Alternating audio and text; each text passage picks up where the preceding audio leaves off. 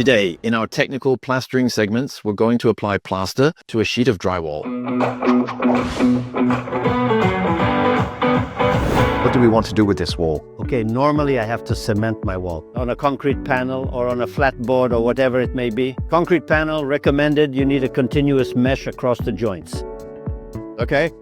Because a concrete panel expands when exposed to heat and cold. Now, we're going to make a wall with a concrete finish. Yes. Normally Texnov 200 is mixed 50-50. Yes. This is good cement powder that we're using right now. It's a sand-free cement. How much do you want? Do you know? If I put in this much liquid, I add the same amount of powder.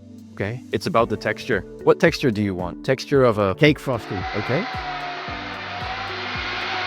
I think that's going to be perfect, Michel. Yes. Look at that. Someone left with the machine?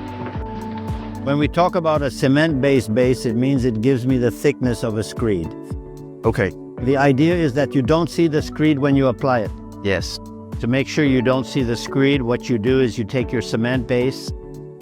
Okay, you're going to put a thin base. You just do the same thing as with lead. Yes, it acts as glue. It's the glue. Michel? Michel, are you there, Michel? So at that point, you take your mesh. Well, yes. And you just press it in. You don't even put your hands on it, do you? No. Like that? No, I don't want to get my hands dirty. Bingo. That's what gives you your thickness. Now your cement base is turning. Come on, really. So, Michel, we're putting this down to make a base. Normally, this is my base. Cement base. You do it one day, and then the next year you can work on it. After that, we'll be able to suggest the other product. Finishes, you go directly on top of it. Michel, we're at the second step now. It's a Texnord 200 that we applied directly onto a shiplap wall. So now, what are we applying, Michel? It's an interior base coat. Tex Bright. It's a finisher. There's a refined look, a concrete look. The only thing that's important is to always use the same mix when applying. Normally, on a 130 square foot wall, if I prepare my two buckets together, it can easily be kept for an hour if I put a lid on it for my second pass. That's not bad.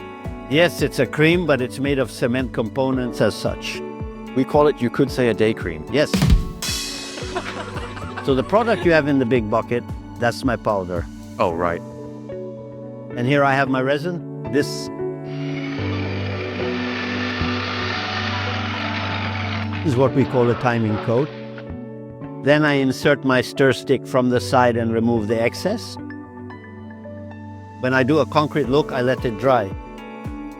I give it about 15 to 20 minutes, then I'll be able to apply my second coat. Perfect.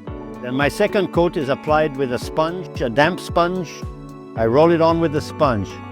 My goal is to make it all even, but I'll still have visible shadows.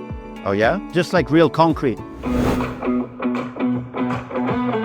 So I apply my second coat, except this time it's a very thin coat. You can play around with the concrete at the bottom by making half moons. I remove the excess. Is that with the sponge? Yes. The sponge, when I say damp, that's what I mean here. It's just practically nothing. All you do is just work it in circles. Okay.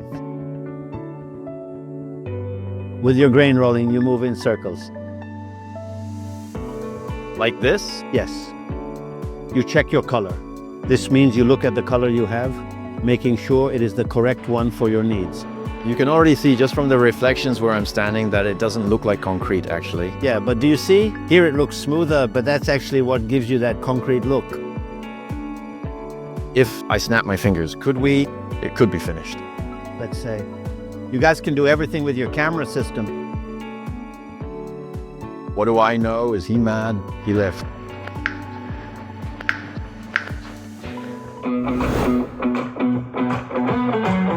Now, at this stage, it's the second coat on this finish right now. Yes. The product we're using is called Europa. Europa, that one? My first coat, even if there are imperfections, it doesn't matter. Even if I apply my second coat once it's on, I'm going to ask you to take the plastic trowel, run it over the surface, don't press down, just roll your grain. Just like that. Just like that. That's what we call it.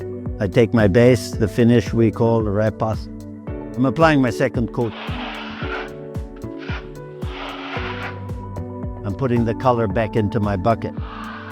Now I blend in, I remove the excess. Roll. When you do your rolling motion, yeah, speak louder.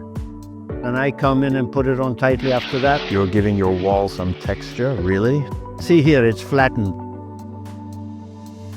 So I don't like it. I'll just touch it up there. Then I'll just roll it. You let your texture roll. Because look at the texture it has in there. It's beautiful. Bravo. If you forgot any steps, it's not a big deal. Go to texnof.com.